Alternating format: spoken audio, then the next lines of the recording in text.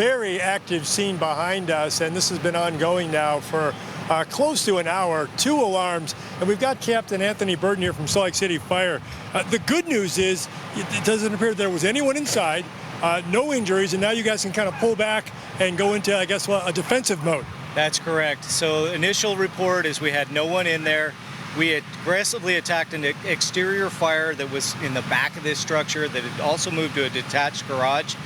Once we did a search of that structure, went floor to floor, we found nobody in there.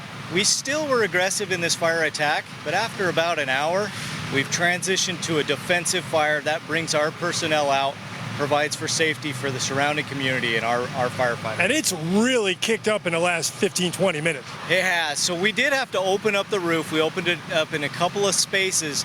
Unfortunately, there's been some additional construction inside of this structure, and that fire had moved into these void spaces. It makes it very difficult for us to attack. And where we didn't have anybody in there, we had to transition. An older home, very well built, and yet that makes it more difficult to get at some of those hot spots. The other thing here, traffic. You've got a fairly busy part of town at this time of the morning closed off, probably for a little while. Correct. So 300 West is closed both directions.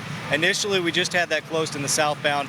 Now that we're doing these exterior elevated master streams and defensive operations, we've closed the whole area. We're asking people to stay out. Right now, the smoke is to a minimum, so I think the community at large isn't at risk, but just avoid the area. All right, Captain Anthony Burton, Salt Lake City Fire, thank you so much for joining us. So yeah, they're going to be in mop-up mode here for probably, I would hazard to guess, at least an hour, a couple hours.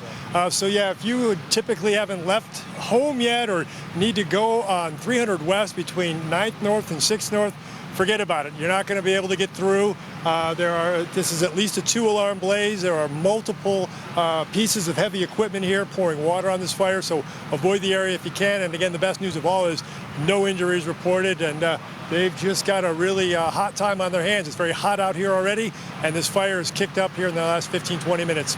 For now, we're live in Salt Lake City. Scott McCain, Fox 13 News, Utah.